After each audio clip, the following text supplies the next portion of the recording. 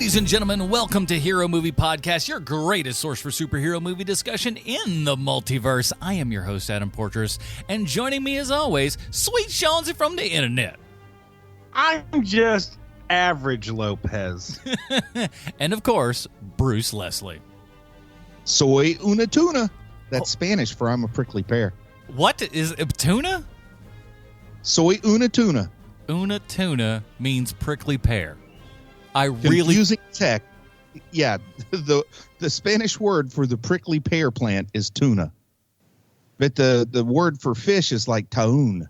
Like the tuna fish isn't tuna. It's a false cognate. Huh. Una tuna is a prickly pear. That's Spanish, man. It's like a whole nother language.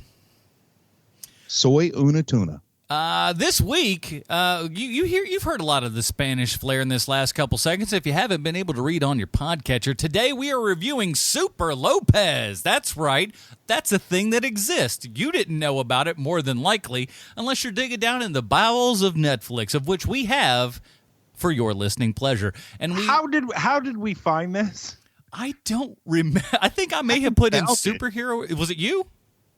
No, Adam found it. You're the one who brought this to our attention. I think I just put in superhero movies on Netflix, and this came up, and I was like, this looks stupid. And then I watched like about 10 seconds of the trailer, and I'm like, nope, this is exactly what we're watching this week. And was it a good thing? Was it a bad thing? We'll find out this episode. But before we get into that, we do want to say a big, giant old thank you to everyone who supports this here program over at patreon.com/HMP. With that, you get the pre-show, the post-show, and, of course, the amazing Dinger Zone. However, this week is going to be a touch different. Starting with this episode, what I'm going to do is every now and then we're going to throw in a Dinger Zone on the back end of this episode in the regular feed. So for those of you who would like to kind of test it out, see what the Dinger Zone is all about and everything, this is the best way to do it. Just listen through the music to the end of this episode, and a Dinger Zone will start right after that, and see if becoming a patron might be worth some of your time. This week I've been on the fence. This is great. Thanks, Adam. Good. Yeah, exactly. Even Sean is going to sign up at this rate. It's such a good deal. It depends on how much I like the Dinger Zone. That's good. Well, that'll be on the end of this episode. So as always, just listen through the music there. Dinger Zone will be tacked on to the end, and that's for everybody. And of course, but the pre and post show, that'll be for the Patreon people as well. So patreon.com/HMP. But you know what's even better than that, boys, is when we get a brand new person on the Patreon board. Please welcome to the family, Jeff Davis. Jeff, thank you for coming in at that $5 level. That is our most popular feed because those are the ones that get the Dinger Zone and everything. You see, it's a hot property item. Normally I go to Sean or Bruce, collaborate sometimes for a nickname here, but I think with Jeff Davis, I just want to call him Son of Jim. Okay. Jim, Sure. All right. Famous, amazing cartoonist Jim Davis. Okay. Wow. Okay, that's a direction I wasn't thinking of. Yeah. So Jim, I love it. I'm sitting here the whole time wondering if Jeff is short for Jeffrey or Jefferson, because Jefferson Davis, there's nicknames that you could have there too. That's kind of when cool. I was a young man, I hung out with the Jeff Davis. Very cool. I was thinking like J.D. Hogg could be his nickname if his name is Jefferson Davis. Listen, we're going with son of Jim. Okay. I love it. Son of Jim. So get yourself a Patreon. That's approved, Adam. Thank you. It's my first one, and I'm glad that it's being met with positivity. That's good. Makes me feel good about myself, and I hope you feel good about yourself when you help support this program over at patreon.com/HMP, just like our good friend Jeff did. Of course, all the links are in the show notes below. Now, I would play you a giant Super Lopez trailer here and everything, but here's the thing. They're all in Spanish. I searched for an English one, and as much as I try, I certainly couldn't do it. Subtitles don't really help with the audio form. With an audio. It's like, can you just read it as best you can throughout there? But Get one of those UN headsets. Someone's badly translating in there. Of his Batman 66, and you mix up the powder when you rehydrate them. Oh, perfect. But I'll go ahead and I'll read the IMDb log line here, and then we'll get into Bruce's comic book connection. Juan Lopez, an ordinary and anonymous office worker, decides to expose his superpowers into... Maybe it's translated from Spanish. Expose his superpowers to turn the first Spanish superhero, Super Lopez. That was really terrible.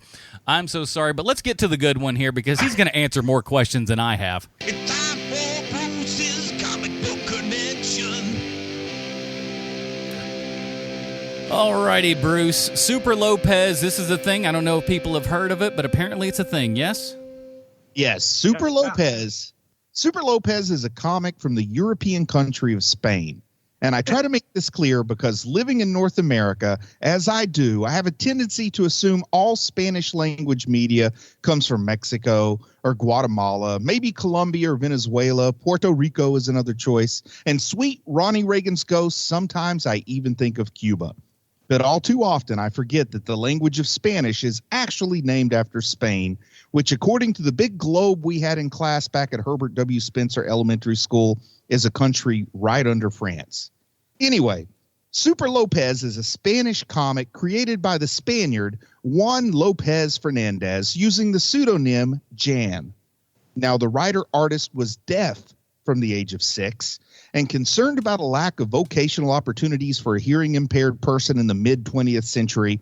His parents encouraged him to draw.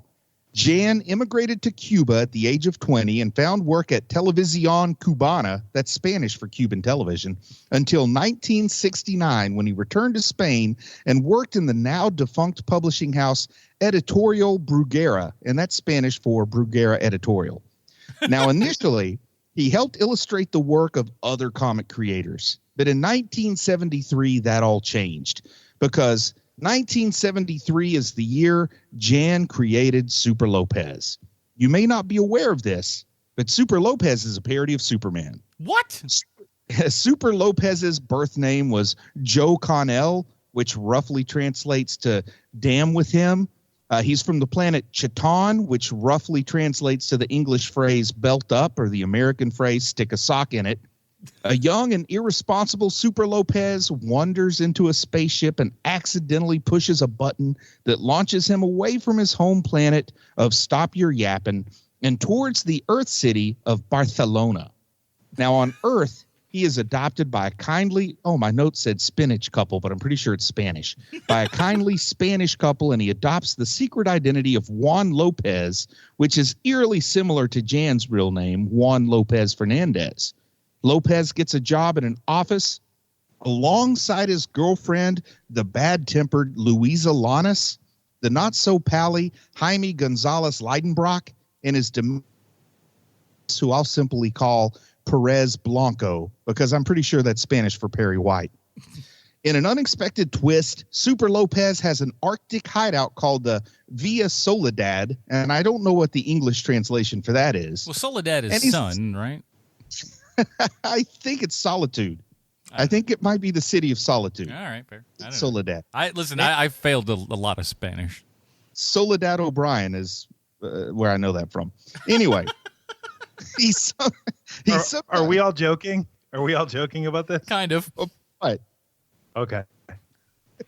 He sometimes works along with Inspector Olmez, who kind of reminds me of Sherlock Holmes. And he frequently squares off against villains like gangster Al Capone, evil Professor Escariano Avieso, and I type that into a translator, and it tells me that the English translation is Escariano Avieso, so I don't know what that means. Also, a lady named Lady Spider. In issue 2 of the comic, Super Lopez joins a group of superheroes known as El Supergrupo, which is Spanish for the supergroup, along with heroes such as El Mago, the Wizard, a parody of Doctor Strange, Captain Hispania, which translates to Captain Spain, a parody of Captain America, Latas, which translates to Tin Guy, a parody of Iron Man, Bruto, which translates to The Brute, a parody of The Thing, and La Chica Increíble, which means Incredible Girl, a parody of the token generic superheroine. Unfortunately, El Supergrupo spends more time fighting one another over the leadership of the group than actually fighting evil, and my sources tell me this was a parody or reference to Spain's Civil War, so Super Lopez is basically a Hemingway character. Now, Super began as a half-page comic strip without text, then whole-page strips with text where things for Lopez normally ended up badly, before expanding into full comics, which were later put together into annuals holding a number of issues, with adventures involving supervillains and criminal organizations, later evolving into longer, more complex stories concerning social topics affecting contemporary Spain.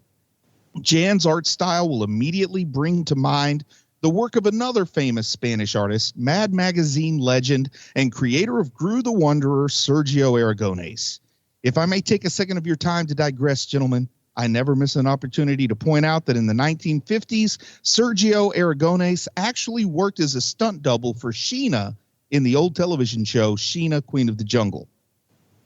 As for similarity in their styles, I can only say that Sergio was publishing his cartoons in Mad Magazine for about 10 years before Super Lopez was created, and I guess it is not impossible that Jan may have been a fan of Aragones, or at least Sheena, Queen of the Jungle, and might have influenced by what I personally think is the greatest comedic comic art style of all time. Probably no shocker to you guys that I love Gru the Wanderer. But Super Lopez went on to deal with plenty of parody yucks like the Lord of the Pacifiers storyline that is his version of Lord of the Rings, or the Time Thief when he encounters Doctor Who and some Daleks. But as of late, the comic has taken a more political tone with a recent story centered on Muslim radicalization of youngsters and extremism in Europe.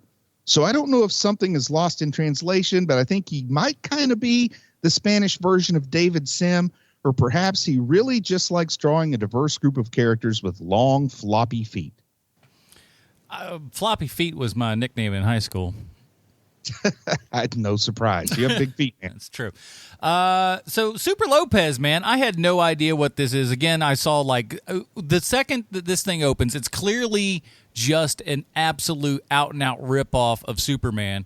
But when I flipped through the trailer there and everything, and I saw when the little ship comes down and opens up and these two parents are looking out at this little baby, and the baby has a mustache, I said, that's a winner. You know how to pick them, Adam. You've learned well. That's all I had to know was it's crazy, it's in Spanish, and a baby has a mustache. Sign me up. Now, I don't know exactly how your guys' experience with the movie was, but for some reason I had both a dub and subtitles going at the same time. So like it was dubbed, I didn't hear any Spanish language, but I also had subtitles at the bottom of the screen. But the subtitles were slightly different than the words coming out of the dub, so I still insisted on reading the subtitles as I listened to the movie. Well, we've got an email a little later on in the show that actually talks about that. Okay, so did you guys have is dubbed in English with English subtitles, or is it some kind of? You can take the subtitles off. Yeah, I just took them off and just listened to the dub. The same thing started for me too. Yeah. And I'd much rather, I don't know what it is. Normally I am I'll read with subtitles kind of thing, but from what these are, they're not embedded subtitles, so they come up in kind of a janky sort of way. And I'd rather just hear a dub at that particular point when I'm having to read crappy closed caption subtitles. If that makes sense. I'm going to say I enjoyed the dubbed dialogue more than the subtitle dialogue because it was a little different. But no, as far as dubs go, they, maybe not super matching with the mouths and everything, but I definitely understood all the characters. It really felt like somebody was giving a proper performance as opposed to a lot of times with dubs. It is just bad news bears. With one exception. There is one exception to that, which is that when you're watching the dub, there's no way you would ever know this. But the actress who's playing the Luisa Llanes, that's her name, Luisa Llanes. Yeah, she is a motor mouth. The character is she is constantly talking, like hyper fast talking all the time. And when you're watching the dub version of that, you would not know that that's there. Gotcha. It's like the main part of her character. It's like the main thing about her. Now, I guess the biggest thing that I was surprised with this movie was how decent it looked. I would put it looks great. Yeah, it looks like, honest to goodness, this is a 2018 movie. I think they have a sequel out, so it did well enough. I think it only cost... What? I think There's so. no sequel. No? Not yet. Not yet. Okay, it's in the works. It's in pre-pro. There you go. Because we need to cover it if there's a Super Lopez 2, 2 Shades of Lopez or something. Well, I mean, not to skip ahead too much, but they leave us on a cliffhanger, and so it was enough to... Listen, I'll start it off here. I like this movie. I loved it. I can't believe how much I thought, boy, this is going to be another kind of Doctor Strange television show, by the by. I don't want to make people think that I'm talking about the movie because I enjoyed the movie. Maybe Sean didn't, but I enjoyed the movie a lot. But the 1978 Doctor Strange, I thought we were in for something of that nature. But we are in... Nature. It's so much fun. This movie is a lot of fun. Now it's rated. There's no rating in the U.S. No U.S. rating for this. But I would say, but this is a family movie. It's a PG movie. Is it? It's though? a PG-13. Yeah. It's a PG-13 in the U.S. just because of language, which I don't know if you just dub it differently, you could avoid. They use a lot of the F word, which you can't really do. You're right. I totally there's about 4 F bombs. They drop a couple S bombs in there a few times. So that's culturally specific to the U.S. though. I mean, that same language wouldn't give it the R rating. Oh no. That's for sure. We're clearly talking about like weird American audiences that we are. Because that shouldn't bother us, but for some weird reason that it does. But I would say like the ultimate in America, your big section for this is going to be 11 to 14. 11 to 14-year-olds would absolutely love this movie. Now, what I love the most about this movie, which is what you're supposed to love the most about it, is the farce. You know, I'm a big sucker for farce. I don't think that's no secret to anybody. But I will say that they do have a stretch. It's a little too far in between gags for some of the adolescent / pre-adolescent crowd. You wanted more pratfalls? Well, I mean, yeah, there's plenty in there, but there are also just some stretches where it's like a little too long before we have something ridiculous to laugh at. Yeah, I mean, you could definitely go either way, I think. Let's talk real quick about kind of the beginning and stuff, because that's something that I thought was... Well, hold on a second. I haven't said anything about what I think about the movie. But we don't care about that. Well, because I think that like if any of the three of us, I would be the one who's most on the fence about this thing. It's true. I liked it a lot. But I can tell just because it has the earmarks of it that the source material this comes from, I would hate. I can already tell. Yeah. But the way that they make the movie itself, I love the movie itself because it's weird. They make weird choices. Like every weird choice you can make, they do, and it's great. And I never knew. I mean, of course, you know that Super Lopez is going to win in the end because it's just that kind of movie. But I never know where the turn is coming next with this thing. Where like, you know, the I guess they're smallish details. Like, look, you're Spanish. You should strive for mediocrity. You know, like things like that. I absolutely love that stuff. Sort of the self-deprecating humor, and that probably carries a little more solidly with the Spanish audience. But I just like that whole idea of, come on, man, this is a society that praises mediocrity. The tall poppies get ground down. Yeah. And so I just really enjoyed this. And I was pleasantly surprised. That's why I asked you at the top of the show, Adam, how did you find this thing? Yeah, just because after I watched it, I wanted to know everything about it, of course. And so I started looking around. It did well. They're talking about making a sequel to it. I don't know if they're ever going to get back Danny Rivera, the guy who plays Super Lopez. Because he's becoming a very big deal. He's about to be in Jungle Cruise here in America. Ooh. So I don't know if it's going to happen the same way, but maybe it does. Who knows? And when you learn that the source material is, 40 years old, and when you learn that this is a staple of like Spanish comics, all of these little things start adding up. And then there's all these reviews online. Like if you go to YouTube and look to see like people reviewing it, there are a million Spanish reviews of this movie. And so I was like, oh, that's so this really is a much bigger deal than I know. Yeah. And it's cool. Did I hear you correctly, Sean, that you feel like you really would not like the source material? It feels that way to me just because it's so punny and dumb. You know what I mean? It would be like Mad Magazine. I mean, if you don't like Mad Magazine, you don't like Gru the Wanderer, you're probably not going to like Super Lopez. But not having read the source material, and I guess some of it would depend on the translation, I think there's a chance it could kind of be like the Spanish equivalent of The Tick, which The Tick originally was just a parody of Frank Miller comics. As was the Ninja Turtles when they started. So I think it could almost be like a Spanish language version of The Tick. So there might be some real appeal there. Plus, I love Gru the Wanderer. If it does to Superman what Gru did to Conan, I'm all down with it. I do love Gru. I mean, I do. Yeah, and art styles to me, from the little bit that I sampled, looks very similar. And of course, Spanish artists, only 2 years difference in their age. I'm going to associate those two together until I have a broader experience of European comics. But I think I would probably enjoy it if I could find some translations, which I don't know how easy that is to do. Given the world, it's either the easiest thing or the hardest thing. It's like there's no more medium anymore. Yeah. It's either like, oh, well, that's a cinch. They've got that everywhere. Or there's no way you're going to find anyone to do this for you outside of paying, a guy who can do a translation for you. And he's not going to fill in the bubbles like you want him to. And he could just put in anything, to be frank. We live in the world where either they've got English translations that are in print or they don't, and there's no like searching and hoping to find it. You just do your first Google search. And if you don't find it there, you're never going to find it. Don't go past that first page either, because there ain't nothing beyond that first page. I'll let you know that here and now.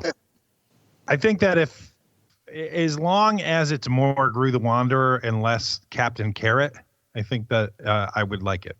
I think it's way less Captain Carrot. I think it now I don't know what, it's the last compilation was stuff that came out in 2019. I mean, Jan, I guess, is still publishing this comic. Nice. But love seeing that.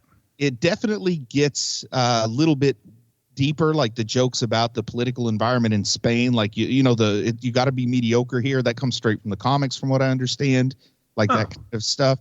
I don't think it's going to be too much Captain Carrot, but sometimes it's probably going to feel like just straight up parodies, like Mad Magazine would do a parody of a movie. There are probably some issues and stories which is just straight up everybody's name has changed and there's a few simple gags, and it was not a whole lot of artistic thought was put into the writing other than just let's make some obvious puns and draw the art and get it out there this month. I think there's probably some of that too, because it's been around for 40 some years. Yeah. I would like to see, like, if this went on and you said, hey, we've got like an 8-episode series where this is like The Tick and it has the same production values and everything, I'd be all on board for that. Oh, yeah, man. I think it's already pretty much on par with the Fox live-action Tick in terms of production value. Oh, I think it's better than that. Yeah, exactly. So I'm like, we need more stuff like Super Lopez in the world. Let's talk about just who the thought obvious. We would be saying that? When I said this is what we're doing, who thought that these were the words we're going to be saying? We need more Super Lopez in the world. What in the world are we living in, man? This is crazy. And more stuff like it that doesn't take itself too seriously. I think that people are afraid to do farce. Like they think they have to be more clever than farce. But farce works just fine. It's worse to try to be clever and fail than it is to just do farce and succeed, in my opinion. Yeah, have it be fun, man. I mean, we shouldn't be downplaying fun. Not everything has to be Miller's Dark Knight. We can lighten it up. It does. That would be great if every movie was Frank Miller's Dark Knight. There's like 52 versions a year released. Little disjointed. Well, shit, man. In the 90s, they tried to make every DC character Frank Miller's Dark Knight. So yes, they did. Very much. Except for Batman. They tried to make him a vampire, but that's another story. Story for another time. Yeah, the kid with the mustache, like that silly stuff. I love it. I love the stuff when he's a kid, when they show him growing up being different. I mean, first off, the mustache is hilarious. You can't help but laugh every single scene. Then, like the pediatrician checks his reflexes and he kicks the guy through the wall. You see him, picking up the car and stuff like that. Like, I could have gone for more goofy stuff as him as a kid, to be honest. Well, that's not a surprise from you. Yeah. Yeah. I wanted to see him in more wacky hijinks. Bruce Leslie. No one's surprised at that statement. Not a one. I love both the Robonic Stooges and the Super Globetrotters. No kidding. But like this thing starts off as it's your same Superman kind of thing where they send him off, and like I gotta say, most of this stuff looks pretty good. The special effects are pretty decent for what they're doing. Yeah. But I love how like when they send them off and everything, then the evil guy sends his kid off too, which is a nice turn. I like that happened. I thought it was too. It's just like, hey, Daddy, I want to be a super villain just like you, and she can't do anything right, and so he goes, all right, I'll go off and I'll go fight this guy, and that'll be that. And then we fast forward 30 years later. I do like it. He's being sent to the most advanced sector on the planet. They're sending him to the U.S. and his rocket ship hits a satellite and he veers off to Spain. He goes to Spain and then she goes to the U.S. But they lead completely separate lives for 30 years, which is great. Let's talk about his parents because his parents are great too. Yes, They are, man. Where do we start? So basically, they're a ma and pa Kent. We'll just call them that because I can't remember the bloody names. But Lopez. Well, yeah, you would think you'd think I'd have known that, but I'm not bright. But so Lopez family comes. They see this big thing come, and But I don't understand what parent would actually bring in a child with a mustache. If you found an orphan with a mustache, now I know you would keep it, Bruce, because you think it's hilarious. But Sean, would you just adopt out of nowhere a mustachioed baby? Well, I would never. I would never welcome another baby into my life ever again. I'm out. I did it. I did my time. I'm done. However, when he tries to buzz off, yes, that mustache and it grows back instantly. I was like, oh, that is so nice. That's such a good turn. They're like, no, there's nothing we can do about this mustache. It will continue to come back. It's so good. I love it, man. I wish they had man, I don't know how the timing works. I wish they'd tried to make some kind of like this is a statement against Henry Cavill and his mustache in Justice League. Like in my mind, that's all I can see. You should have kept the mustache, you idiot. Look how good this man looks. They needed to have a scene where they like Cesar Romero did. They tried to just put makeup all over the mustache, but you could tell it was still there. They were more successful with Cesar Romero than Henry Cavill. Yes, they were. And he goes through all these problems as a kid. No friends show up to his birthday party because he has all the powers. So his parents finally convince him that he's never going to have friends if people know he's different. So he starts hiding the powers. And then we do that 20-year jump where it's almost like he's hidden them too well because he kind of doesn't know how to use them now. Like we get a little Greatest American Hero smattered in with Super Lopez here in the 20 years later stuff. Well, I guess in a sense, it kind of all comes from him sort of really just denying who he actually is and all that kind of stuff. And the old, if you don't use it, it goes away kind of thing, I guess.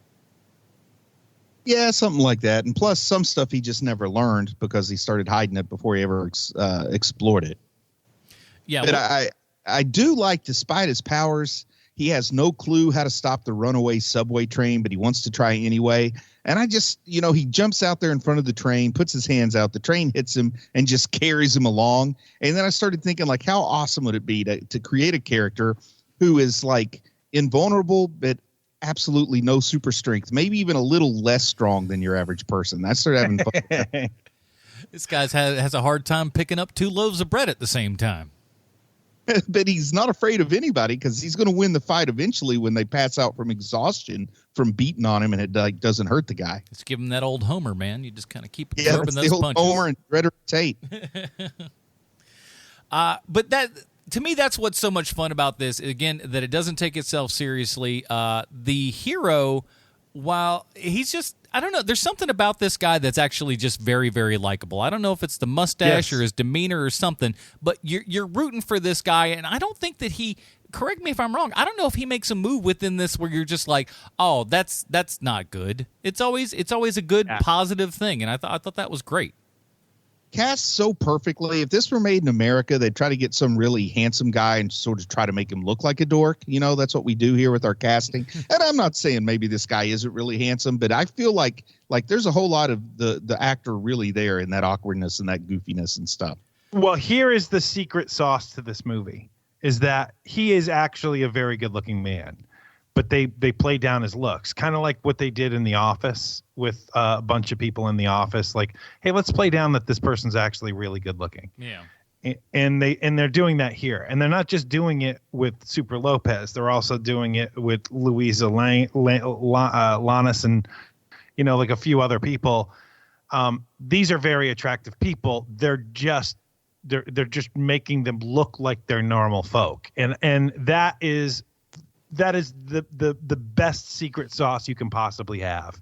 Because yes, they would have cast somebody far too good looking in these roles, and it wouldn't have worked as well. Now, can we take a minute to talk about Jaime Gonzalez, the Spanish Jimmy Olsen? Man, he is my favorite character in this entire movie. And Adam, tell me if I'm wrong, but have we maybe not found a Spanish Thomas Middleditch here? Oh, man, that's not bad. That's not a bad one. I like that. He's got red hair and he's Spanish, but other than that, man, the nose is identical. He's got some of those facial expressions. I think we found a Spanish, like the Spanish version of the Valley. Silicon Valley. Whenever they make a Spanish language version of that, that's who they need to cast. No, he was great. Sean, why your favorite character? Let's go into that. Well, because he is so unbelievably complicated, and like when you really think about it. Because first, they're making him higher status than they're making Juan Lopez, which is a very smart move. And there's that constant joke of, well, he's not actually my boss. Like, you're not actually my boss. Yeah. Which I love. I love that keeps coming up. I love that these two guys like each other, but also kind of hate each other. Mm-hmm. I love that. I love the fact that he's not like, you know, Juan Lopez is just, he's just mild mannered, you know, like Superman is. But the Spanish Jimmy Olsen is not a very nice person. He's kind of a jerk. Yeah.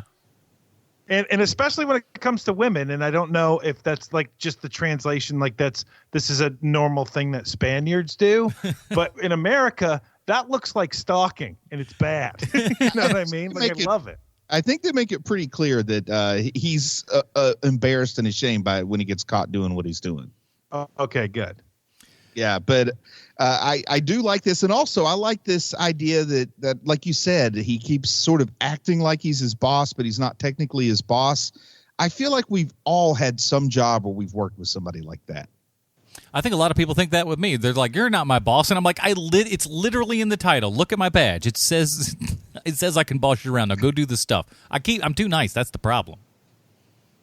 But this guy's not nice. This guy's a jerk. Why? Whenever anybody says that, it's always the opposite. No, you were absolutely. Oh man, you hang out with me for a day, you're gonna be like, "This is the coolest cat ever." He doesn't care about nothing. He doesn't get on anybody's case. Just do the stuff, and we're all good, baby. I don't believe it. Wow, I can't believe it. I can't believe my own friends. Yes, I can. Who am I kidding? Oh, I frequently get reprimanded for being too cruel at work, so I can understand. Well, you're over here plucking out eyeballs, so who knows what you're doing?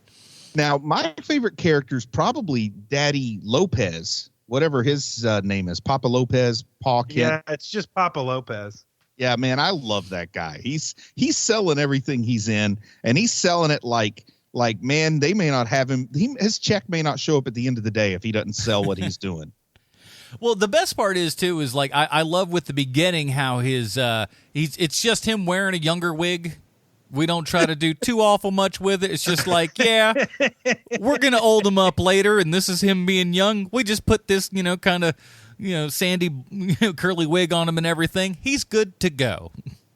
I also like where they live, where like the outside of their house in no way matches the interior, and how they just like have a swimming pool out in the middle of the yard with no fence or anything around it. Like some stuff's very convenient when you see how the story plays out. Spain is a much, much different country than the U.S., Bruce. In so many ways. I would love to live there if I could have a swimming pool like that and be attacked by giant robots. Hey, listen, man, anywhere you got to know. Well, attacked by giant robots, that's a little bit of a tougher get. But the other one you can just do. This is America. Did you guys recognize anybody in this movie? No. I can't say that I did. I mean, like you think it with attractive people, and you're like, oh, well, I know this chick from someplace, don't I? But you don't. It's just like, oh, no, you're just you don't want to say it, but another long line of very attractive people that get put into films. Well, the reason why I'm asking this question is because there is someone in this movie that you may recognize. You just don't know that you do. Okay. Is it the evil dad from outer space? It is the evil daughter from outer space. Oh, okay. Who is she? She is Maribel. I'm going to butcher this name, but Maribel Verdú. And she is in Pan's Labyrinth, and she's in Y Tu Mama Tambien. Oh, wow. Okay. Like those. Yeah. Well, I've definitely seen her. Thought you were going to say, believe it or not, that is one Salma Hayek. Boy, what a fantastic. Oh, so she was. I guess was she the teacher in that in Y Tu Mama Tambien? She's top billed, so she must have been that. Yeah. She's the lead.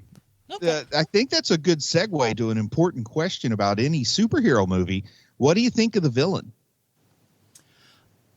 Listen. I love both. I love the aspects of the villain. I love the fact that she's the daughter of the big bad. She gets sent off and everything. She cannot please this guy, her dad, and everything. And the fact that it's taken her 30 years. She's built up this giant empire, but she's playing a long game if there ever was one. Definitely playing the long game, waiting 30 years to make her move. I also, like the concept that she has this tech company, and very specifically, they invented Roombas because the big spaceship that they fly around in, like the evil guy flies around in and stuff like that, looks like a Roomba. And it's great. I love how he's just always like, I don't care. What's his little greeting that he does? Oh, and if I haven't said this already, good morning to everything when he starts. It's just super great. I love people that do the reset. But I do think overall the villain isn't super strong in this movie, but because it's more comedic, maybe that's not as important. But I feel like the villain isn't super strong, isn't super funny, fairly like just a cut and paste template villain in a lot of ways. Yeah, I mean, I guess there's no real, well, I don't want to say that there's no real story to that character, because there absolutely is. Spoiler alert for Super Lopez coming up. But when she confronts him at the end there, and he's done nothing her entire life but berate her for how horrible of a supervillain that she is, how everyone that he knows and all the other kids and stuff out there are doing fantastic things while she's taking forever and doing absolutely nothing. And when she kills him, his Force ghost appears and says, "Good job, you're now on your way." Well, I'm glad you said Force Ghost, because it kind of has hints of the Sith Rule of Two there. Oh, I guess I didn't think about that, but Yeah, that's how you know you've graduated from apprentice to masters, when you murder your master and take his chair. She gets all the life force and stuff inside of her, and then can do it, and that makes more sense. And her now. hair changes color. Listen, this is basically Star Wars, guys, is what we're trying to say. Super Lopez is the Spanish Star Wars. Let's see. First, let's talk about his love interest in this entire thing. So he's got Luisa is someone that he knew in college, kind of had a crush on back then. Obviously, didn't do anything about it. She's gotten hired by Jaime, and she recognizes him. They get into a whole thing. Do you guys buy the relationship between these two people? No, not really. What? You don't believe this absolutely gorgeous woman could hang out with this nerd? I never bought the girlfriends and perfect strangers. Like what gorgeous girls are going to date Larry and Balky? I'm at least I'm attuned enough by 80s sitcoms to understand, like on movies and TV, sometimes you have to accept people like Barney Fife have attractive girlfriends. Like, so I'm not buying it, but I can go with it because it's a cornerstone of farce. Listen, Balky's got enough going on because he's from another land. He's got a little bit of man of mystery about him and everything. But you're absolutely right. Larry shouldn't have a very attractive girlfriend. He's a little wound up. He's a little bit weird. You know, Balky having a hot girlfriend, I get. Larry, not so much. Did I mention I'm a huge Perfect Strangers fan? You guys are looking at the wrong sitcom. Yeah, looking at the wrong sitcom. Jack Tripper is more of who Super Lopez is. Ooh. And Jack Tripper gets ladies. That's true. Mm-hmm. Man, if he was still alive, he could be our Super Lopez in America. And we just call him Super Lopez. We wouldn't change it. I'll put it this way. If Luisa Llanes lives in a situation where her only two choices are Jaime Gonzalez or Super Lopez, then I buy it. We are down to these two men and these two men alone. The rest of the world has been, killed off from nuclear annihilation. Which one of these men will you choose to repopulate the planet with? I'm like, oh boy, this is it. I want to point out a good gag and then kind of expose my own lack of world perspective. Okay, but there's an area where the two janitors are there. So the two janitors are there. And Super Lopez and Jaime are talking. He's like, the secret you do to last longer in bed, go ahead and tell them. He's like, no, I don't want to tell them. And then Lopez says, don't be racist, tell them. And I realize, okay, just because the movie's set in Spain doesn't mean every character is Spanish. And then I realized these folks definitely look a little bit different than Jaime and Lopez. And there's immigration all over the world, not just America. And I like that, he calls out, don't be racist, in a thing where I thought, well, they're probably they're all Spanish and they just look different. Bruce is over here going, but they're all slightly brown people. Who cares? They're all the same. I thought it was a non sequitur. And then I also saw don't be racist, okay? I saw the same thing in an Indian, a Bollywood style TV show that I liked. It was kind of like the Bollywood version of Stranger Things, where one of the workers actually had a Hispanic housekeeper. And I thought, wow, I never even put two and two together that perhaps someone in India would also have a housekeeper that's from Latin America. But anyway, I guess those two guys were Latin American and took me a while to catch on. But the real payoff for that is later when the bad guy's trying to read Jaime's mind. And all of a sudden, his memory goes to his aunt dancing like that frittata or whatever that food item is, and then some khaki pants. And it just keeps going back and forth. I thought one of the greatest payoffs ever. Beige corduroy pants. Get it right. I'm sorry. Beige corduroy pants. The dancing aunt, though, that's the real high point. I love that's his way to, not get there with the ladies. It's just like, what do I think of? Also prevent mind reading.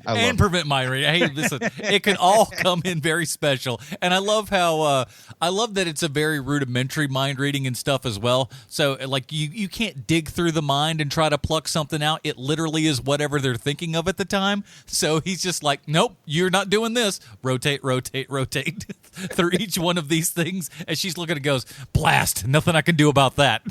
I think there's some kind of really higher level meditation that could be achieved if you learn to just picture those three things. He was staring off into the distance for a while, so you may not be wrong with that. I don't know. Anything else before the big fun fight with the giant robot? Because honestly, when I'm watching the movie, I'm thinking this movie's pretty good, but to really seal it, he needs to fight a giant robot or something. And then boom, honestly, within a matter of 45 seconds, the chair she's floating in turns into a giant robot. It's odd how this thing was hooked up to my brain. Awesome. It's great. I do want to talk. I like how he gets his outfit and everything. He goes back to the pod, so he's finally, at 30 years old, discovering this pod and everything. And I love the fact that the little projection there and everything is an interactive hologram. And he's like, well, listen, you're probably 3 by the time that you're getting this. So we're going to, you would have been smart enough at the age of 3 to put all this stuff together. I'm going to explain things to you with these puppets, which is fantastic. And then he says, so did you go left or right? I went left. Okay, well, come back when you're an adult and you'll know why you need to go right. You'll figure it out and you're an idiot. It's so good. They get And in then the when he costume. tries to do the quick change, he always needs help from his mom to take his pants off. I'll never learn to do it myself if you keep helping me. And there's the part where he helps rescue Jaime and Luisa from the bad lady. He's flying through the air. They said, "Where are we going now?" And he says, "We're going where every 30-year-old goes when they don't know what to do." And then he shows up at his parents' house. And I don't know if that's a little more culturally specific for Spain, but I got a laugh out of that every 30-year-old, yeah, I'm grown. Okay, I need to go talk to my mom. But I love the learning to fly. I love the fact that he starts on the highest possible part of their property to jump off this thing and then just splats face first. It's just so good. And I like the concept, instead of kryptonite, he has like something that boosts his power instead of making him weaker, and that is being insulted. Yeah, you Like, got to call him names. Insulting him boosts his superpowers. It's a fun little something that's just different than what you normally see, and that's this whole thing is like. And what I think that this show does movie does a great job with is taking all the familiar tropes and everything that we've seen in not only Superman comics, obviously, but just superhero movies and stuff in general, and really kind of just giving it a nice little tweak and a little comedy spin and everything. And I again can't believe it how well they pulled it all off. Did either of you guys catch the runtime on this? It looks, according to the IMDb's, it is 1 hour and 48 minutes. Okay. Do you want to read that email? You said we had a listener email relating to Super Lopez. Yes, we do indeed. Let me pull that up as it has timed out here for some little silly reason. Somebody vamp. Well, I'm just going to say that I generally go into a movie that's a foreign language movie with sort of one mark against it. Now, sometimes I can really get into it and really enjoy it, but it's got to be a really good thing. And I think more often it's been like dramas. And I don't know, Sean, if this is something you can relate to, but I feel like comedy is so dependent on language that it doesn't translate well. So I'm more apt to watch like an action movie or a drama or a historical kind of thing. Do you have any feelings like, do you kind of go in with your expectations lowered if it's a foreign language comedy? It depends, man, because when you look at something like Mexican comedies, like if you watch Telemundo, and I eat at enough Mexican restaurants where I feel like I've got a good idea of what they play on Telemundo. Yeah. And so you have certain things that it just doesn't translate at all, where you're just like I don't understand this. But then you have things that are so crazy that you're just like I don't know what I'm watching, but this is great. It's very visual, and it's almost funnier not knowing what they're saying. Right, exactly. Like the big fat old guy who's got the propeller beanie, who's sitting in class, like that is hilarious, and he's got the painted freckles on his face, and you have that guy. And then there's the show where there are these two guys who are clearly in their late 50s, almost early 60s, who are pretending that they are like just out of high school aged guys. Yes. And they live at home, and they're losers, and they're constantly trying to pick up ladies. And every time I see the show, I'm just like, man, guys, is this on purpose? Like, I can't understand if you guys, like, if this is part of the joke, or if we're supposed to believe that you actually look like you're just out of high school, No matter what the show is, like, you could be watching a show that really seems like it's the south of the border equivalent of Captain Kangaroo, like a children's show, and without warning at any time, a busty woman in lingerie will run across the screen, like, for no reason that seems to make sense. I'll say this. That's the one thing I super love about Spanish television is the ladies are all just gorgeous until they pan over to that one like really old grandma who like they make up to be even grosser than it's like she's probably a decent looking lady, but they try to make her gross and it's like, oh, whatever they say. But you're just like, can we go back to the hot ladies, please? And when you say Spanish television, of course, we here in the States are talking about like Telemundo, like Spanish usually language. American Spanish language. Yeah, I guess I assume the word language went found after that Spanish. email? I do. This one comes to us from Brian from Rockland, New York, also a Patreon supporter. The email is entitled, "Are you sure Cats isn't based in some way on a T.S. Eliot comic strip?" It's based on poems with illustrations. Guys, I enjoyed watching Super Lopez, but it is ridiculous. The acting is terrible, even for a dubbed film. I watched it with subtitles because I didn't want to miss any of the nuances of the dense plot and meticulous character building.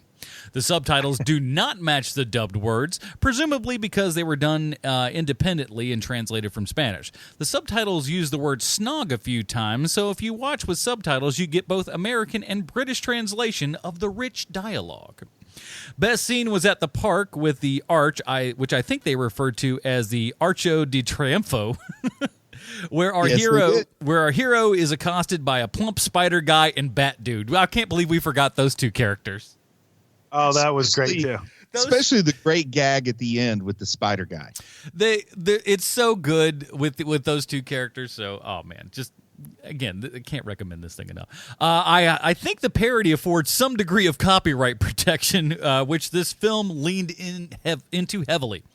Funniest line was Luis's disbelief over a Spanish superhero. Who would his arch enemy be? Punctuality? Anyway, that was great too. That was great. Anyways, the film was fun to watch, and a happy new year. I hope this brings you happiness and prosperity. Brian from Rockland, New York. Brian, thank you for that email. If you'd like to email us at heromoviepodcast@gmail.com. We'll have some more of those emails in the Dinger Zone that will follow this episode, so stick around for that. And real quick, before we go to the Stallone connection, let's just talk about, like, it's kind of like a credit scene. It happens at the beginning of the credits after the end of the movie. But let's talk a little bit about, like, it would be the mid-credit scene. We'd call that a mid-credit. So, yeah, Marvel mid-credit sequence here. They're back at a diner. He shows up a little bit late, kind of buttoning up his shirt and everything, clearly coming from some sort of superhero adventuring. And they go, "Oh, we'll take this and this," and the guy behind there goes, "Oh, the guy at the bar is going to be paying for everything." And what would you say he's dressed in? Well, I'll tell you what it's a reference to, but I think he's dressed just in what look like fantasy robes. Yeah, like a cloak maybe they're or something. Supposed to be wizard robe type thing. Yeah, something along those lines. And he's got a giant glowing pacifier. And if you were paying close attention to the comic connection, you would have heard me talk about one of the more beloved Super Lopez extended storylines is the Lord of the Rings parody called Lord of the Pacifiers. Are you putting me on here? Because this sounds like you might be putting me on, but it sounds also no, it's a real thing. Wow, it is. That was absolutely. You can go back and listen to the tape there, Adam. I did talk about Lord of the Pacifiers. Oh, I listened to some of the things you say. But yeah, that's our tease there on the credits. Is the sequel could be like a Lord of the Rings level epic. Man, if they did a fantasy epic but put this super guy in it, oh, dude, I'd be on board for that crap. As long as they keep it like this level and don't kind of dumb it down and just stick with the comedy. It's Lord of the Pacifiers, so it can't get too highbrow. Maybe you bring on Guillermo del Toro to direct a few fantasy sequences too, dude. You got it. I'm all there. But before we get to our final recommendations here and everything, let's go over one of the more important things that could possibly ever happen is how does this Spanish language movie relate back to one Sylvester Stallone? Thank you, Adam. I have a prepared statement. Sylvester Stallone was 72 years old when he shot Rambo: Last Blood. My father is 74, and the only thing he's capable of getting revenge on is the poor, unfortunate waiter or call center employee that has made the enormous misstep of working in the customer service industry. Stallone was co-writer and star of Rambo: Last Blood, which was a difficult shoot, according to Stallone himself. Maybe because it was the last time Stallone would be playing John Rambo, and emotions got involved with filming. Maybe some of the actors didn't get along. A quick look at the cast list shows that there are people looking to make a name for themselves. And whenever you're running into that kind of thing on a movie set, tempers are sure to flare. Or maybe it's because they shot Rambo: Last Blood in the backcountry of Spain. Why Spain? How the hell do I know? Do you think that if I could call Stallone and ask him why they chose Spain, I'd be on this free podcast that people complain about far too often? The point is, they shot Rambo Last Blood in Spain, and I would imagine that being out in the middle of nowhere probably made it difficult to shoot there. But Stallone took it all in stride and was his usual self when dealing with the paparazzi in Spain, taking pictures of the locals, crooked smile, one fist up to the camera frame, funny demeanor, all the hallmarks of later day Stallone. And guess what? Super Lopez shot in Spain. Whoa. I don't know if you caught that earlier from this entire podcast. Shot in Spain. And if you're listening to this and think that's too light a Stallone connection, you can chug it. I looked everywhere for a connection, and the only thing I could find was the country of Spain itself. And if you have a problem with this, and you're a Patreon member, I'm more than willing to listen to your problems with this connection. But if you aren't, and you took the time to complain to me directly about something I do for free, well, you can chug it. And there you have it, HMPers. This week's Stallone connection is the country of Spain itself. I'm Sean Kovacs. You're welcome. I'm Sweet Shaughnessy from the internet. You're welcome. All you have to do is have a connection. Whatever that connection may be, it's called Stallone Connection. That's all we need. There's Stallone just and the a connection. one connection. Well, there you go. Isn't that all we need, though? That's all we need. That's indeed right. Well, let's get down to rating this bad boy here at Hero Movie Podcast. We have our own patented Robin rating system. If you'd like to check that out, head on over to Facebook.com/Hero Movie Podcast. It's right there at the top of the screen. Bruce, where does Super Lopez fall on the Robin rating system for you, sir? Well, something I forgot to mention, so I want to get this out of the way too. But do you remember when he's learning to fly and he flies out into the ocean, he crawls up on the beach, he asks the old man where he's at, and the old man says, "You're in Majorca." Mm-hmm. I think that old man might have been Jan, the creator of Super Lopez. He looks like him, an old guy with a gray beard. I mean, an old Spaniard with a gray beard. This movie, man, close to being a Dick Grayson for me. I'm not lying. I'm not pulling your leg. But it's not a Dick Grayson because I did feel just a few lulls. If it could have kept up its high points all the way through, like I say you make this a 90-minute movie, you shave about 18 minutes off, I might like it better. But it's still a solid Tim Drake. Like I'm so super excited about the possibility of another Super Lopez movie. Yeah, I'm right on board with you, Bruce. I couldn't go all the way up to Dick Grayson, but Tim Drake, a very solid Tim Drake on this one. Again, I can't believe that we've come in liking this movie as much as we did just based upon a stupid name and the fact that I saw a baby with a mustache. And the fact that we're actually going like, boy, I hope they make that sequel. Who would have thunk it, man? I'm super excited. Tim Drake all around. Bruce, or excuse me, Sean, rather. What do you got? For me, it is a high side Damian Wayne. I like this movie. I think it's a good movie. I don't want to see a sequel to it. I definitely don't want to see a sequel that's a Lord of the Rings parody. No thanks. But this was fun. This is a fun movie to watch. This is I say this all the time. It's the reason why we have this podcast is for stuff like Super Lopez. So for me, it's a high side Damian Wayne. You gotta love when you can just find stuff that you don't think or have never heard of or before, and it hits you, and it hits you just the right way. And I think Super Lopez has done that for us this week. And the best part is we know pretty much everyone out there has Netflix, so it's on Netflix right now. Give it a shot, man. I think you would enjoy it. That's it, everybody. We haven't talked about what we're doing next week, I don't think. So we'll be talking about that in the post show. That if you're a member over at patreon.com/HMP, you'll get to hear that and figure out how the what do you call it? Fudge is packed around here. I think that's one I've heard before. Ooh. It's bad. But we'll be doing all of that. Patreon.com/HMP. And, of course, the regular Dinger Zone episode will be at the end of this episode for all of you normal people who are on the feed. Give you a little bit of taste. You got to give them a taste first, and then the kids keep coming back. That's what I hear. That's the word on the street. So we'll do all that kind of good stuff. Bruce, if we wanted to find more of your work on the internet, where would we go? Guys, my year got started off great because January 1st, 2020, I got a brand new 5-star review on Amazon for a book called Nerdspawn Genesis. Woo. So that was awesome. I saw that. Somebody said it was funny, took twists and turns. They were laughing out loud by the end of the first chapter, and people stared at them like they were weird. That's just the kind of encouragement I needed to get 2020 off to a good start. And I want to say thank you and just remind people, if you've not yet read Nerdspawn Genesis, you can find that on Amazon. You can get the ebook for pretty cheap. You can get the paperback for not that much more, and it's a good time. I'd say get the paperback. It's lovely to have an edition of it. But I'll say this, too. The more you people buy that book, the more likely he is to write a sequel to it. I think you already had some sort of a bare-bones idea for a sequel, though, yeah? I did, and it seemed like maybe not as much enthusiasm for the book as I'd hoped for. But then this January 1st, 2020, it really felt like somebody just stumbled across the book and liked it, not necessarily a podcast listener that found it. So that's got me encouraged to maybe go back to the old well. I need to do something this year. Yeah, so check that out, everybody. Nerdspawn Genesis. It's the only thing on Amazon called Nerdspawn Genesis. Couldn't be simpler than that. Sean, anything else? Yeah, we've got 2 other podcasts that the 3 of us do. Mm-hmm. It's there's Mandalorian 30 Questions. If you've watched The Mandalorian and you and you want to hear what we think about it, go to 30 Questions. And we have another podcast called The Redford Administration, which is about Watchmen.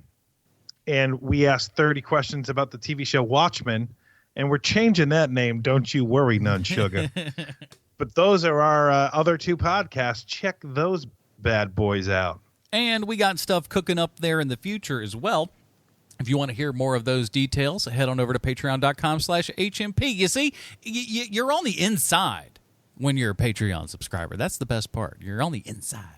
And those episodes will be out today as you hear this, so check them out. Redford Administration and, of course, Mandalorian 30 Questions. That is it, everybody. Thank you for joining us in yet another week here at the old HMP headquarters. My name is Adam Portrais for Sean Kovacs and Bruce Leslie. And you know what? I'd invite you guys to say super. Bye, Marty and Edie.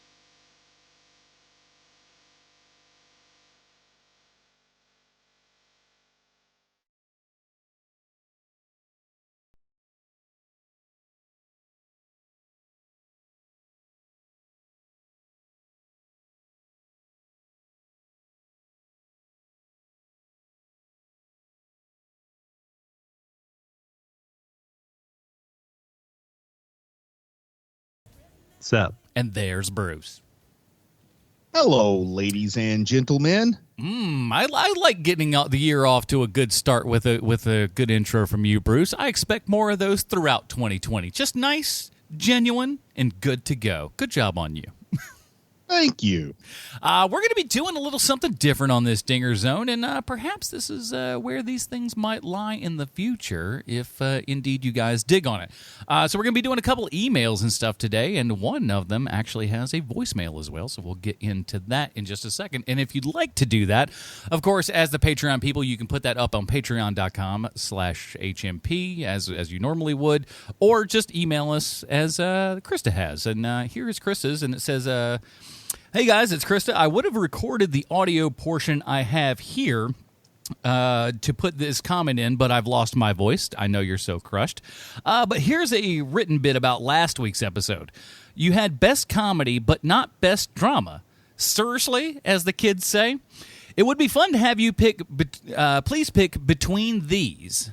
Number 1, Black Panther. Number 2, Logan. Number 3, Captain America Winter Soldier. Number 4, Avengers Infinity War. Or number 5, Atomic Blonde. I know you hate it, Sean, but I love it.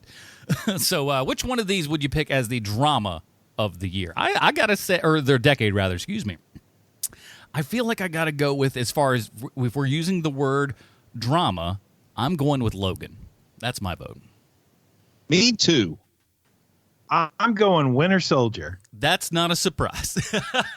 But no, it's I good. love Winter Soldier. Hey, there's no reason you shouldn't. It's a fine cinematic piece of cinema. Can you tell I'm trying to do two things at once? I did disagree with a bunch of your picks, but they're your picks, which brings me to the... See, that's fair enough.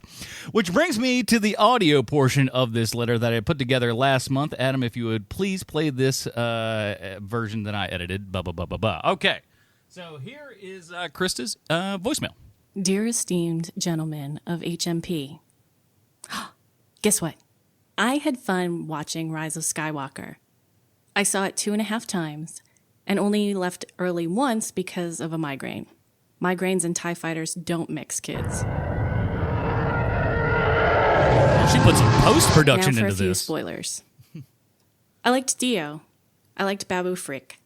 I liked that BB-8 shared his life force with Dio after Rey told him he would do the same thing she did for the space serpent. I liked the 2 new women introduced to the movie. But I also know a lot of people who are very smart who didn't like the movie. And mostly, we 4 all agree with their points. It's just that they're angry why those choices were made, and I don't think they're wrong. First, I did a podcast on Lost for 3 years. I've seen a lot of Dominic Monaghan. I don't dislike him in that show or in Lord of the Rings. According to the little I've heard, he's actually a really nice person and friendly to fans. My very specific nits... None of us know what the hell Monaghan's character's name is, nor where he got the bleach to highlight his hair. Vice Admiral Amelin Holdo got crap for having purple hair, even though I still think she was an alien or half-human.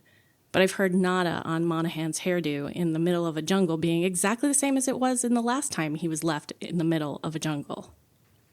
My bigger problem is this, however. I will talk about this, though. Poe's hair does change in one of those scenes. I feel like it was a scene that was actually shot later when he's given that big giant speech and everything. His hair is wildly different in that than it is in the rest of the film. Just wanted to point that out. I trust me, I notice hair too. Problem is this, however. Every line he said could have been said by Rose Tico, which leads me to my second point. We 4 know that relationships can end and that sometimes you can stay friends with the other person. Whether Rose and Finn had a relationship was never addressed. That's fine. But one of you guys said that Finn had been with the Resistance since the very beginning, and nope. Rose had been there much longer. She was someone that General Organa trusted with the very important technical matters of figuring out how the Empire's fleet operated. We know that we had at least 3 generals in the original trio of Han, Leia, and Lando. Why not have Rose be someone to be trusted in the same way, especially since she was invited along on the quest to find Exegol? Whether or not, and I go with not, Kelly Marie Tran had chemistry with John Boyega. That doesn't negate the entire purpose of a character.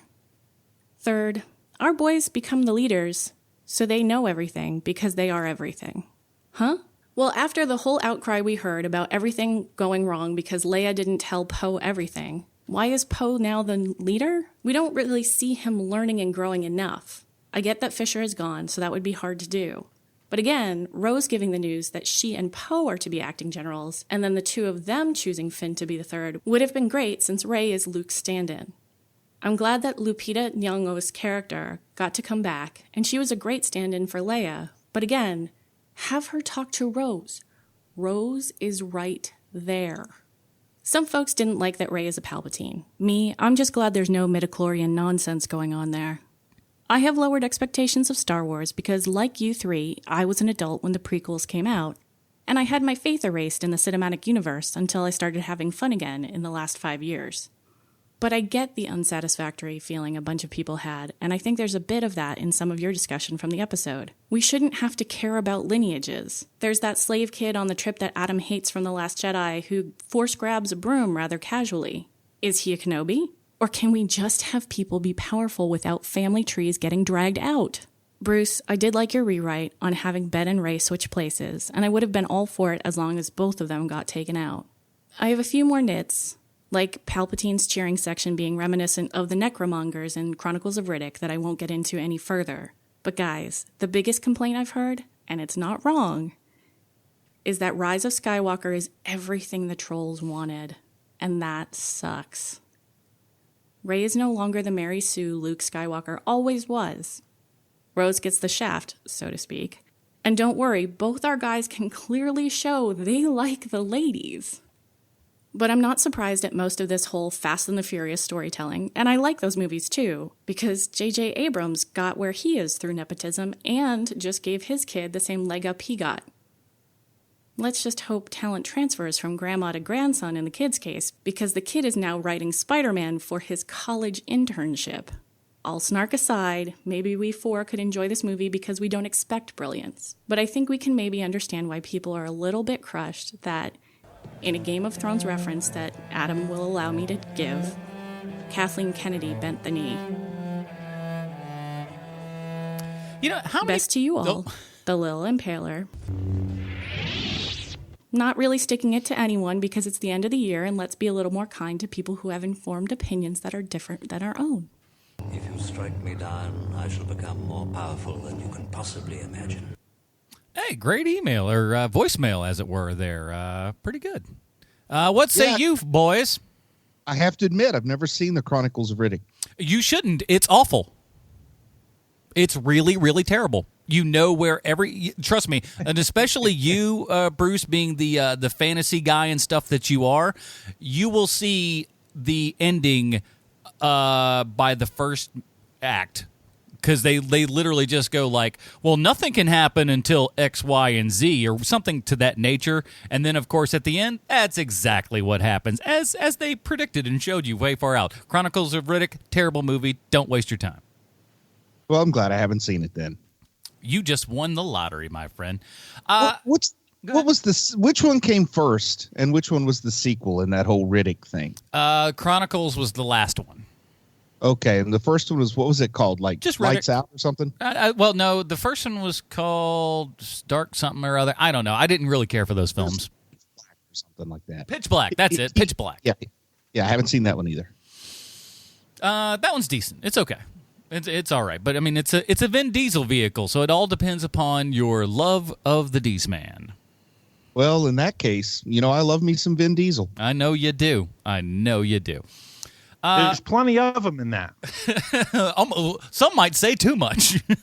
I do. I think there's too much. Hey, especially when you get Carl Urban. He's really good when you have in small sparing roles, like in Boiler Room or Saving Private Ryan. Whenever he's there for like a hot second and kind of can throw in a little bit of attitude or something, and then just kind of sail away, we're good to go. But like the more we give him to chew, the less good he is. Let's be honest. And also, Vin Diesel's taught me a lot about considering mild acquaintances to be family. That's true. You just call anyone family, and then you can shoot other people on account of you're protecting your family. That's my family. Pop, pop, pop. You're just good to go. That's how Vin Diesel rolls. That's how you should roll. I think that's pretty much the lesson to learn in every Fast and Furious film. Perfect. But yeah, I mean, as far as like Rose and all that stuff, I mean, I get that, and I understand that. I read an article that she was supposed to have a little bit more interaction with Princess Leia in this one, but obviously that gets to be a little bit tough to do. And yeah, Chris is probably right in as much as they probably could have written in some stuff where she's talking to Lupita Nyong'o's character. I forget that character's name already. Shows you how much of an impact that character's made on me. Maz Kanata. Very good. Very good. Kanata. Nice pull. Yeah, could have had some conversation or something with there. I don't know that I'll say this. If indeed they, as Chris has said, did all the things that the trolls, kind of, bitched and moaned about and everything, it still didn't please a lot of people. So I don't know how appeasing they were. There's still a lot of people that have a lot of problems with the movie and stuff like that. And, what are you going to do? If I could quote a universally beloved movie, Rhinestone. Oh. When you're making a Star Wars movie, you need to take like the Sylvester Stallone approach in Rhinestone, which is, I'm going down, I'm going to go down my way and do what you want, because you're going down no matter what you do. You might as well do what you want and try to have a legacy you can be proud of. Yeah. And yeah, especially with, the nerds, at the gate banging it and just saying like, you better do what we tell you to do and all that crap. Nobody needs that, but it is what it is. We have another email. Bruce, this one's for you, buddy. Or you're going to read it at least. I think it's for all of us. Yeah, I'll go ahead and read it. Hello, guys. My name is Jennifer. I live in Lincoln, Nebraska. I'm currently listening to your Decade in Spectacular podcast. I will explain I found your podcast via Preacher, which is a show my husband and I love to death. I had to explain I've been off work for 6 months with serious illness, but finally back to podcasts on my phone and had to listen to this one. I thought you'd like to know that I'm a 45-year-old woman, lived in Nebraska all my life, and have never read a comic book in all my years. But with the advent of the first X-Men movie, I was interested and wanted to see it. My husband, thankfully, is a comic book guy and has told me lots of stuff about my favorite stories. While I love a lot of comic book movies and TV, there's one series that has changed my life. On a rainy, cold night in early May 2008, my then fiancé was sick, and I managed to convince him to go see a little movie called Iron Man. And a lifelong love was born. At this point, I literally bow to Kevin Feige. To me, he and Marvel can do no wrong so far. And I just get more and more excited for each new Marvel film. The only ones in the year we absolutely must see in the theater. I have absolutely no compunction for how weird they get. I am so ready for the next decade of whatever they can create. Out of all 25 of them, there isn't a one I don't love, but I do rank them as others do.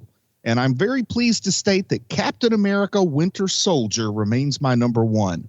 First off, it's the best Marvel film, but also it is a good film, period. We got to meet Jim Starlin at Kansas City Con last year. Hey, I've met Jim Starlin before, Jennifer. Anyway, I proudly never resist, Bruce. Good job. I proudly wore my Avengers shirt and explained, while I've never read a comic book and probably never will, I absolutely love his stories, and even my 74-year-old mother goes to every single movie with us. As for life-changing, thought you'd like to know that 2 movies have changed my outlook on comic book movies, Logan and Joker. I could not even begin to imagine a mind like Professor X's growing old and getting dementia. Holy cow, a mind that powerful deteriorating? Also Joker, probably the best movie I've seen in the decade. It changed me so much. If Joaquin Phoenix doesn't win the Oscar, I will never, ever have faith in them again. So many of your shows you talked about, too. I've loved so much. Watchmen is incredible. So is Legion. Preacheroo, we can't get enough of that show.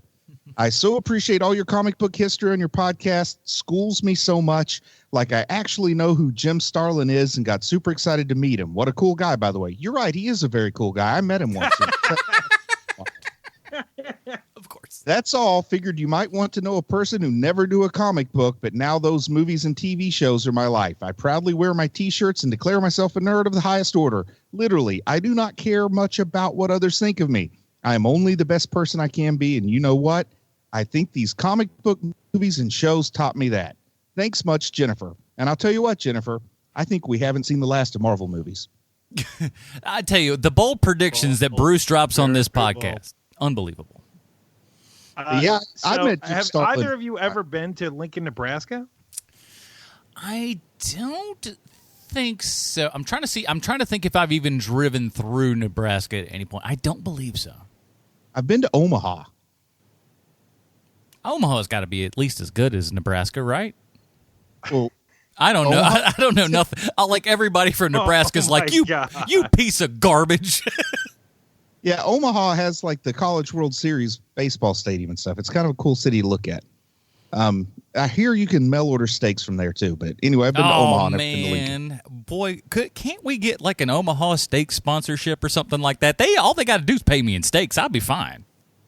All I could think about was that old guy from Mutual of Omaha when I was a kid on Saturday morning. Oh, this guy likes the Wild Kingdom kind of stuff. That makes sense.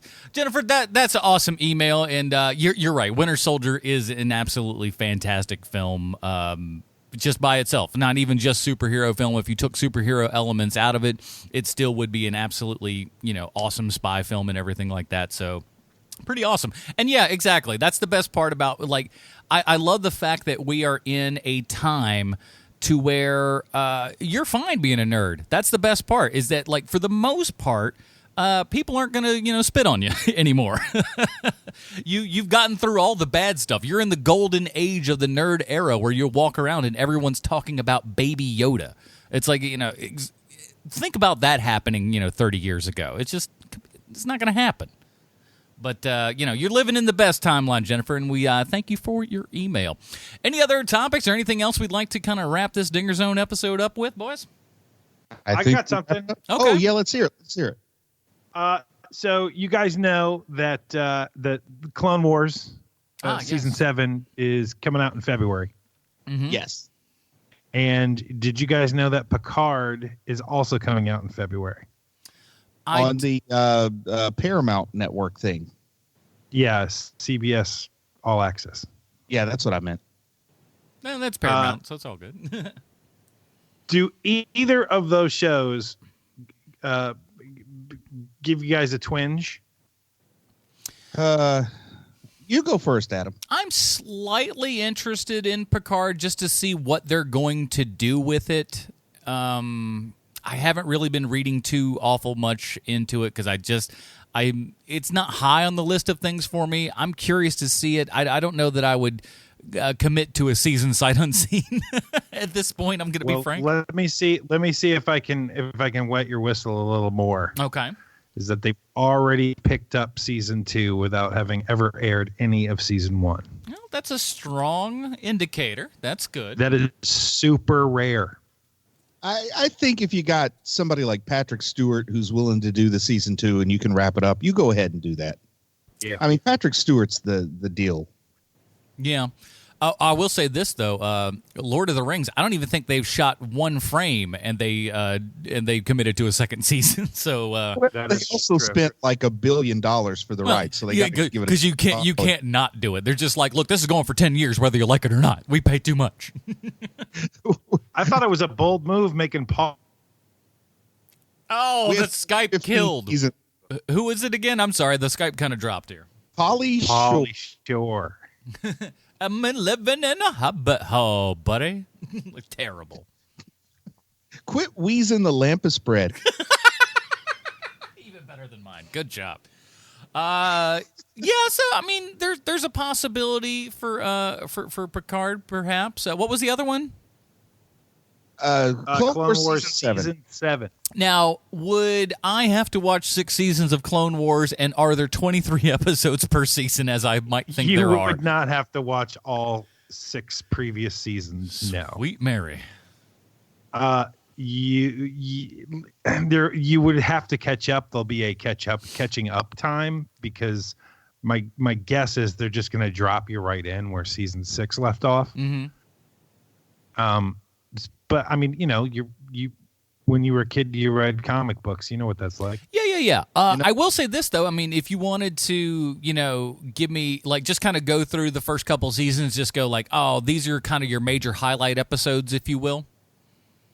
Mm-hmm. I'd pick up on that. But yeah, I could see that.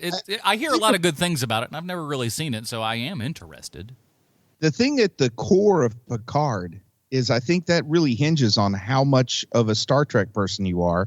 And then within that, how much of a TNG subset person are you? I really like both of those things, so I'm okay. Yeah. I mean, I like Star Wars or Star Trek. I love TNG.